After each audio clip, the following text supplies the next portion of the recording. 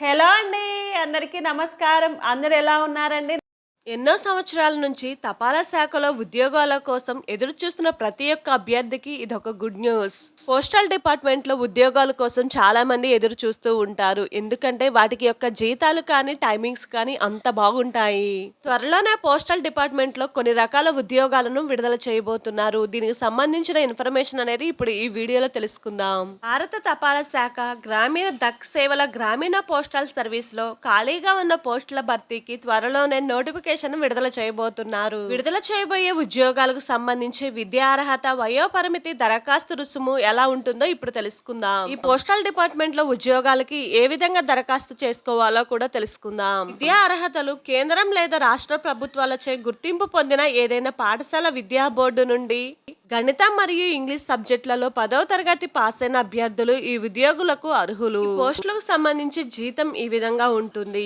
Gram duck సేవల ఖాళీల notification ప్రకారం అసిస్టెంట్ బ్రాంచ్ పోస్ట్ మాస్టర్ కు నెలవారీ జీతం 10,000 నుంచి 24,470 రూపాయల వరకు ఉంటుంది.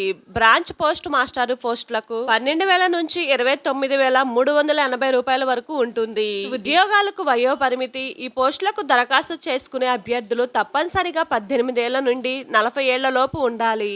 రిజర్వ్ చేయబడిన కేటగిరీలలో గరిష్ట వయో పరిమితి పరిచయాలను కలిగి ఉంటాయి. వెనుకబడిన మరియు చాలా వెనుకబడిన అభ్యర్థులకు 3 సంవత్సరాలు మరియు SC/ST వర్గాలకు 5 సంవత్సరాల వరకు వయో సడలింపు ఉంటుంది. పోస్టల్ డిపార్ట్మెంట్ లో ఉద్యోగాల ఎంపిక విధానం ఎలా ఉంటుందంటే, దరఖాస్తుదారులు 10వ తరగతి మార్కుల ఆధారంగా మెరిట్ జాబితా తయారు చేయబడుతుంది మరియు ఎంపికైన అభ్యర్థులు డాక్యుమెంట్ వెరిఫికేషన్ కోసం పిలువబడతారు. ఆ తర్వాత తుది జాబితా ప్రచురించబడుతుంది. పోస్టల్ డిపార్ట్మెంట్ లో ఉద్యోగాల కోసం ఎదురు చూస్తున్న వారి కలలు త్వరలోనే నెరవేరబోతున్నాయి.